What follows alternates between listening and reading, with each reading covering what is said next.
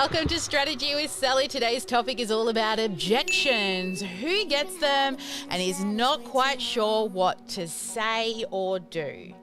Well, we're going to cover that today, but also what the 5 main objections are. And when you start practicing this, it's a theory, it's a practice really of how to overcome objections the right way, you won't feel salesy, sleazy, icky, or gross. You will just be able to do it in an authentic way that will help your people, because they wouldn't have booked the appointment if they weren't already struggling. Usually the biggest thing that's holding them back is them. So when you're doing it to serve your people, you will be able to actually have people saying yes because they want to, because it's not about getting the sale. It's about helping and serving. So for those out there who have not yet met me, hi, I'm Sally. I am the founder of the Sparkle Class Academy and the creator of the Freedom Funnel Formula. I am your in-house automation nerd and lover of sexy numbers. I like to plug holes and save people time with automation.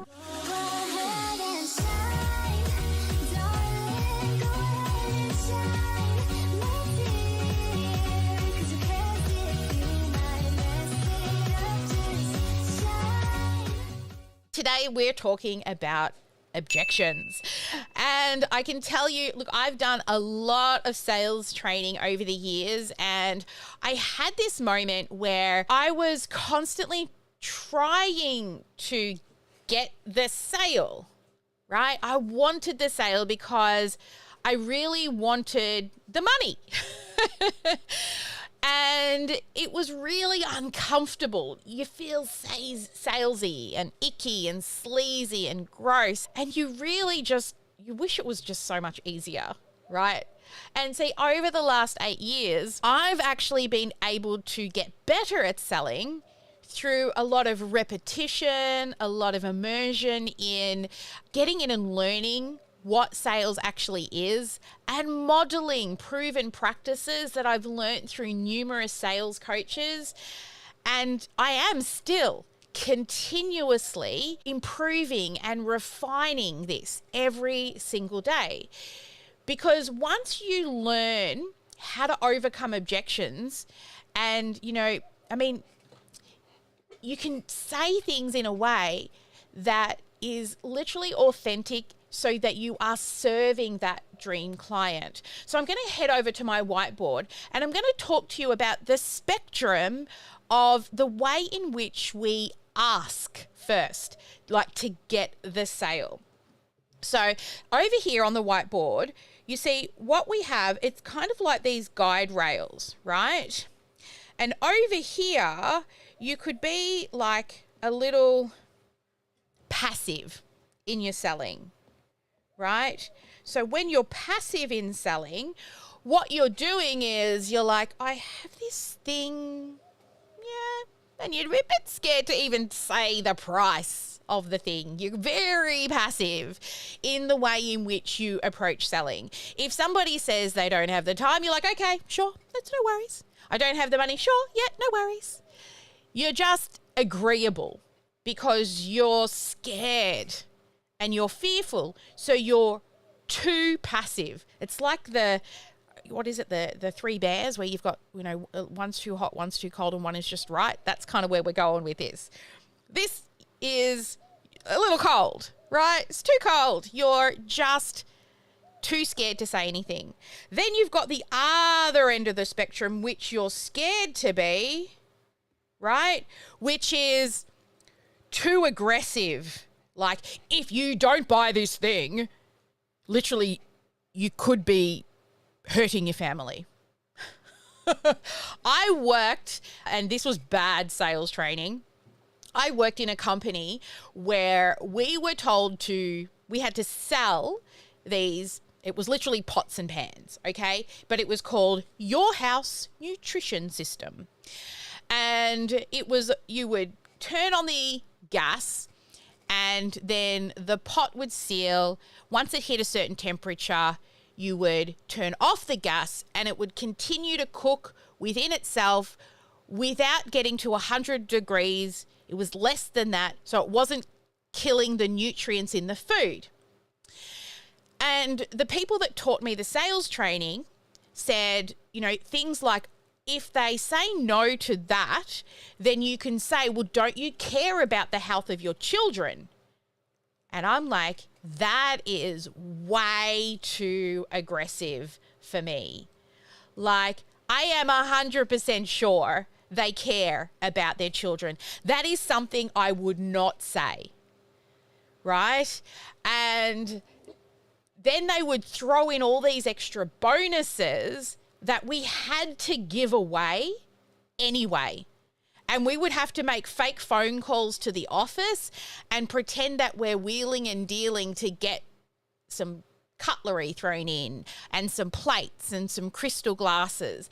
And I just felt gross, too pushy, lying, and it just was horrible. So that's the other end of the spectrum when it comes to selling, right? You've got too passive, where you're too scared to say anything and you're just very agreeable. And then the other end where you're that car salesman. So what you want to do for yourself is find the happy, just right middle ground for you. Okay, so you got too pushy, right? And then right here in the middle is your happy place. Now, everybody has a different happy place. So people know me for kind of saying it how it is.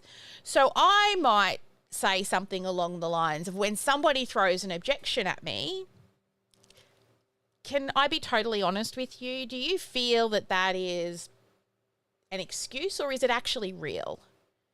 If it's said in the right context, I'm actually trying to get people to admit that they're actually holding themselves back, right?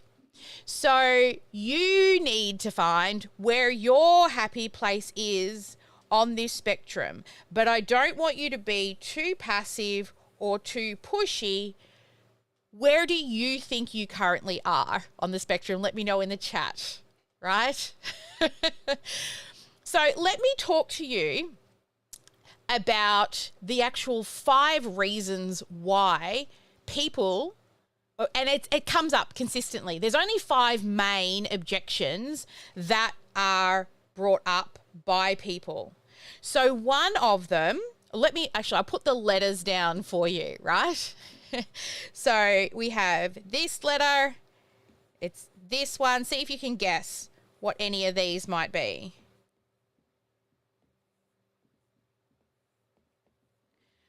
Okay, so these are the main reasons for objections. There is only really 5, and over the last 8 years about learning how to do this well, I've really decided it just comes down to these 5 things. And these 5 things, what do you think the letter T is? The very first objection, and also the most common one that you will get. Yes, that's right, time. So now let's think about, what do you think that the second one might be? What do you think that is? It's the second most common one that we hear over and over and over again. Yes, money. Money and time. These are the 2 biggest objections. And you see, the people with the most money will usually throw that their biggest objection is time. And those with the least amount of time will throw the objection that it's money. You know, they have the time, but they don't have the money, or they have the money, but they don't have the time. So these 2 at the top can actually be reversed depending on your particular audience. So what do you think the third one is? Now, this one goes a little deeper and can sometimes be a little harder to speak about. Yes, spouse.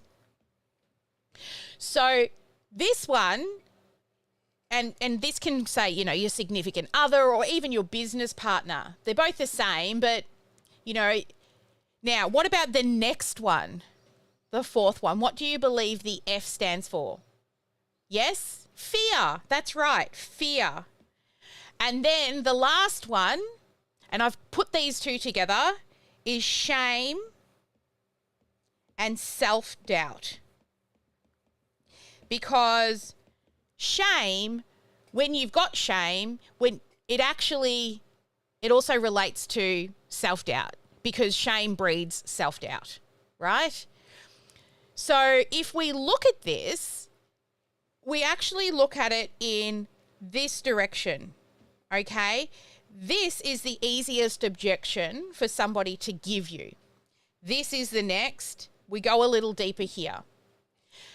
So, for example, I don't have the time to do it, because the easiest thing for people to talk about is they don't actually have the time, meaning that it's an easy out if they say that they don't have the time. And that was not on the screen, so I'll do my arrow over here.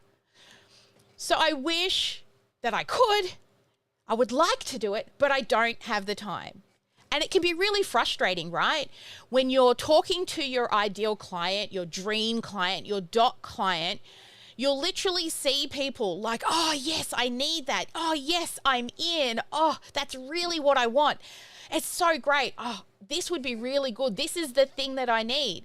And then you say, okay, so let's spend a year together. And they're like, oh, I wish I could, but I just don't have the time right now. Who agrees, right? You hear that a lot. So this is the thing. You have to be prepared for that. So how can you actually get them to commit? So they need to commit over the convenience. And what is that return on not just money, but also the return on the investment in time? What is the cost of the actual inaction, both in money or in wasted time? And you have to be willing to talk about this with people. And the easiest way to establish how to speak to somebody about this is actually on a continuum here, on a spectrum, you could say. You see, if somebody says they don't have time, then you can't just say, oh, sure, and just leave it at that. You need to actually absolutely make sure that it is time. And the most effective way of doing this is saying, oh, that's interesting. And there's 3 magical words that you will say. What do you think they are? Most of the Sparkle world should know, or inside of our community. Tell me more. They should say, tell me more. Tell me more about time. What time do you have and don't you have? Because I want you to be confident in discussing these objections, both you and your team. These 3 simple words, tell me more, will actually help you get to the question behind the question, the answer. Because if, for example, if somebody's down here, right, they're down here and they're saying, I don't have the time because I've got 3 kids, an aging parent, I work full time just to pay the bills, and, I've got a sick person in hospital, versus somebody over here that says, I just don't have the time. It means that I would have to do this after I put the kids to bed, or I would have to do it and skip book club on Friday, or maybe I won't be able to go to tennis on Saturday. You see, these are all time objections, but they are completely at different ends of the spectrum. So are you following me right now? Can you see how we can get behind the question? Exactly. I'm seeing lots of head nods. Fabulous. Because this is a really important concept right here. Because so often I see people just say, oh, I don't have the time. And then people go, oh, okay.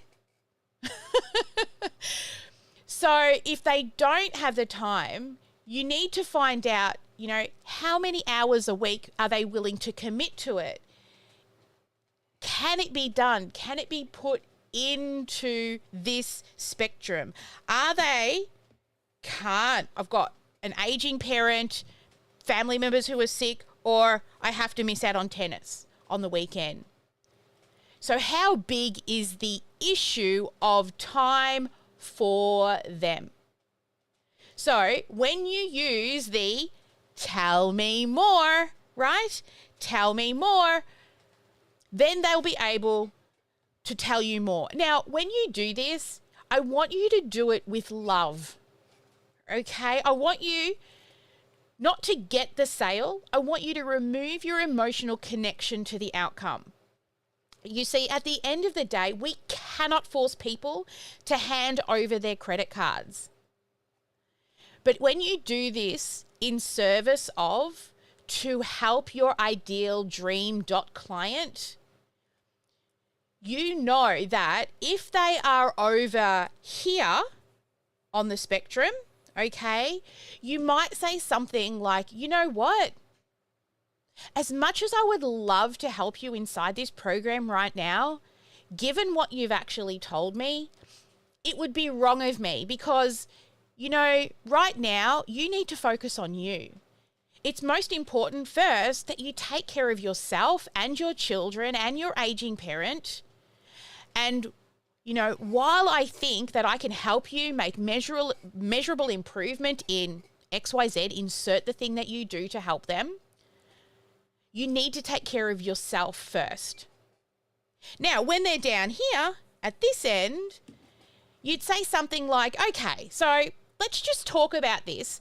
Maybe for the next few months, you know, you do the work after you put the kids to bed. And maybe you do miss tennis on Saturday just for the next few months. But then when we get off of all the things and you've learnt the systems, now you can take that vacation that you've always wanted. Now you can put your children into that college of the choice that you've always wanted to be able to afford to do. Or, you know, maybe it means that you get to spend extra hours in the evening with your partner when you put the kids to bed. So can you see where these questions, depending on where they are in the spectrum, you can have a meaningful conversation with love? Yeah? I'm loving the head nods. That's great. Cool. So, by the way, what I'm teaching you now, this is conversations that you can also use outside of sales, right? When you're talking to family members who say they don't have time to do the thing, right? So these are life skills I'm teaching you here on how to help people, not just in sales. So you've also probably heard me talk about money, right? The same thing is money. So we have the spectrum of money and we ask the thing, tell me more. Why? On the continuum of money. So down here we have, I'm working 3 jobs just to put a roof over my head, right? That, I'm living in my car, or an uncomfortable conversation with, most of the time the money objection is an uncomfortable conversation with my spouse, my significant other, my business partner. Or, you know, here could be, you know, I can't even put food on the table right now and I'm down at the Salvation Army just to feed my family. Or I have to move a few things around on my credit card, right? Or maybe I will, you know, dip into my super or my 401k. Or maybe I've got to get a job driving an Uber for a while. So I actually had a client who did actually start doing odd jobs around the neighborhood, helping out elderly neighbors so that they could have some extra money to enter our program. You know, so run errands, go shopping for them, things that they can't do for themselves. And that paid for the program and then allowed her to grow her business. She's no longer in our program. She's off doing amazing things, but she never had to build that thing again. So what is it worth to you? You know, what is the true money objection? Where are they on this continuum? How committed are they to getting the results? And they need to choose commitment or convenience. So you can't answer this question without actually asking the question to get behind the question, to dig deeper. Tell me more. So when you ask, tell me more, it's an open-ended question. It's not just a yes or a no. Tell me more actually invites them to explain more to you. And then you can come from a place of service and actually give really great guidance and support to them. You know, tell me more. Pick something out of what they repeat back to you to help them make an informed decision. You see, we can help them because we're coaches, right? At the end of the day, we want to help people. Like, let's be really honest. This spouse conversation, this one here, this is one of the hardest things to have when you know in your heart, in your soul, that the thing that you want help with is going to cost money. And maybe you've agreed with your partner previously that you're not going to spend any more money until you start making money.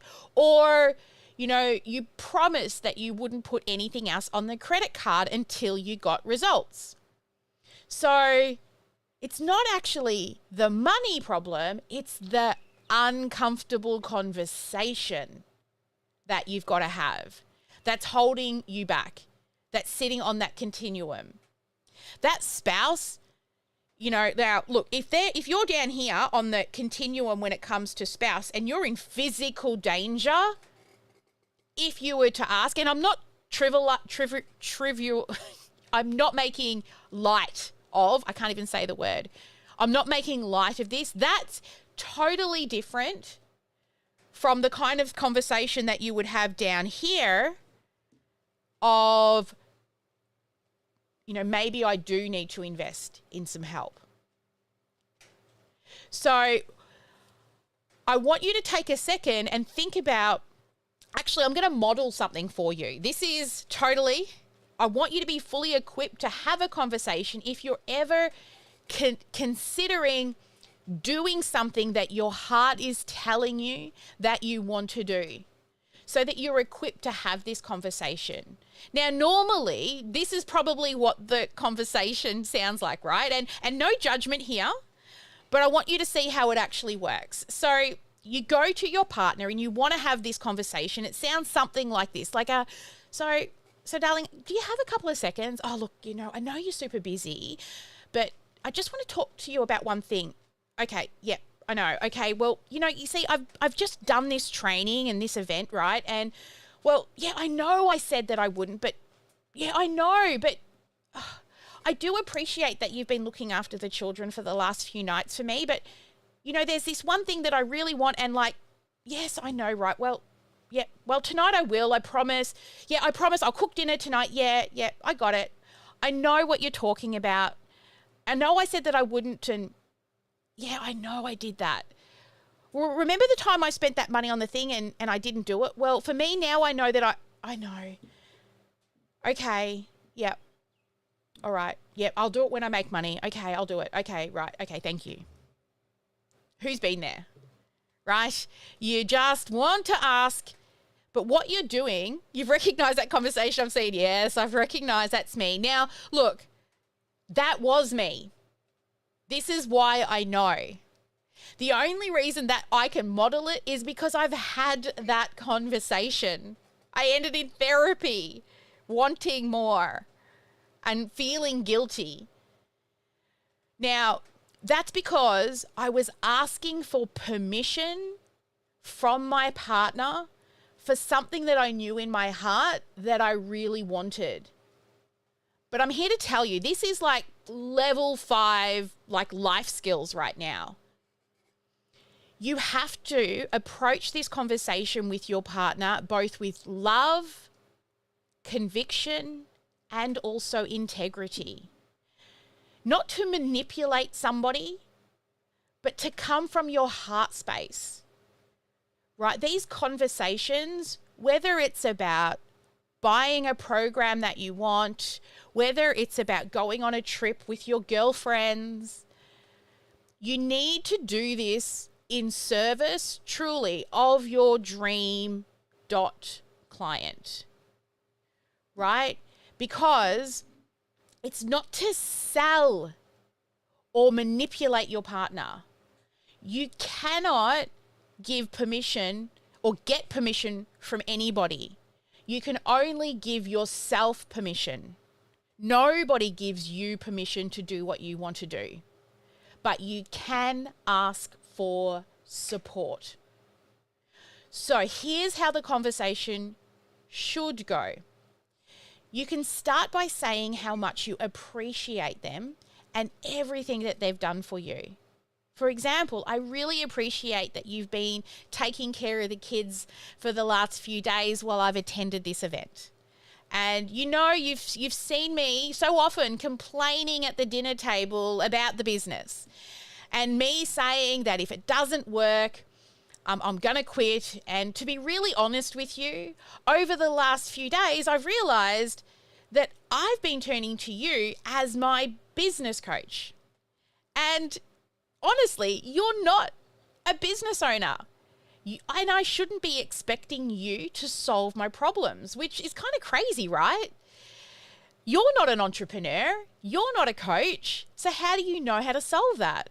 So first off, I'm going to apologize for putting you in that uncomfortable position.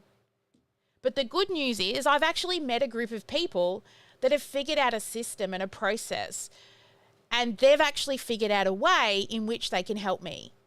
I don't want to go ahead and reinvent the wheel. It just takes so much time, and you've seen me, I keep getting stuck. And, you know, I know that I need to make money, but I keep getting stuck in this downward spiral. You know what it looks like because you don't want to see me there either. And to be totally honest, of course you don't know what to do. And if I want to be truly honest, owning a business can be hard, or insert the thing that you're struggling with can be hard, right? But you know one thing? Building a business is something that I just don't know how to do. Or building a live event, or building whatever it is, or getting the help you need for whatever it is. It's so much harder than I ever imagined. So here's the thing that's recently dawned on me. You would never go and hire an attorney who had never gone to law school, or you would never go to an attorney and say, hey, I have this incredibly boring legal issue for us. Can you fix it? If they've never studied how to be a lawyer. Or you wouldn't go to a doctor who's never been to medical school and say, hey, do heart surgery on me. So if I keep going to people who are not experienced in that, I'm going to keep getting the same results. And to be totally honest with you, the thing that I'm good at is what I'm good at. And I've been expecting myself to actually be good at building a business. And that's kind of crazy, right? I'm making it so much harder, not just for myself, but for you and for the kids, for what I really want. But what I really want is a system and a strategy, right? I want that thing. So what I've realized is I need support from a professional. I mean, I know I need to be surrounded by like-minded people. And it's not that I don't love you and I'm not going to leave you behind. I'm going to bring you with me. But how I'm going to be able to save time, make money, and give more freedom to our family is to do this thing so I can get back dinners that aren't about business. We can have those vacations. We can have more money and freedom. And if you support me in this, I promise you will see a different me. I want to be more positive. I want to actually make our dinners not about business. I want to carve out time for the kids. And I know it may sound too good to be true, but I've met people who are doing this. And I really believe I can. So I'm going to commit to you and thank you if you will support me in this. And let's pick something to celebrate when I achieve this goal. So let's decide on that celebration and then ask them to pick something with you. Maybe it's dinner out, it's a vacation, it's every Saturday you get to take the kids and they go off and get to play golf. Whatever that looks like for you. And then whatever you say, mean it. Okay, you need to follow through. Bring them along with them. Tell them the actions as you do the things and the results that you're getting. Celebrate with them and honor the celebration alongside of them. And if you're borrowing money, then borrow the money, but tell them that you're going to pay it back, even with interest. I know you're my spouse. You will say something like, I know you're my spouse and I get it and it means so much to me. And you supporting me, I want to see this as a bank loan and I'm going to pay it back with interest. You see, in any of these conversations that you have, these uncomfortable conversations, whether it's about purchasing a product, joining the gym, joining a club, whatever you want to spend your money on, the person who wins the debate is the person with the most authority and the one with the most certainty. The person who shows up and is truly believing in what they're saying. And by the way, again, what I'm teaching you here is life lessons. You can have this conversation with a child, with a team member. You see, the art of enrolling people in the thing that you want is you need to enroll yourself first. Actually, I wasn't going to show this, but I'll show you this. So, the art of enrollment is first, you need to believe that you can. Then the next one is your inner circle. So your partner, your family, those people closest to you. Then your team. And then your ideal dream client. And it works in this direction. You see, if you don't believe you can, then you cannot tell your parent, your family, your partner that you're going to and how you will achieve it. Then you can't tell your team that you will. And then how can you convince your ideal client that you're going to be able to? So this is how you need to. I know I can. I will. We will. Let me show you how. This is the art of enrollment. This way. I will do this. I can do this. We will do this. And then let me show you how. That is how we can sell, because you need to believe in your product. You need to believe in your choices. And then your family will believe in you. Your team will support you. And your ideal client will go, yes, she will show me how. Fear is the next one. Fear of success. Fear of trying. Fear that you may fail. Now, fear comes from a place of 1, scarcity, fixed mindset, or you have failed before. And that fear, then, if you failed before, you feel shame that maybe you've purchased the thing before and never followed through. Hello, course junkies out there, talking to you. then that shame builds self-doubt. And that brings us back down to here. You need to believe in you. I will. Let me show you I can. We will. And then let me show you how. As always, guys, never let anyone dull your sparkle. Make sure you're doing at least one income producing activity each and every day. Bye, guys.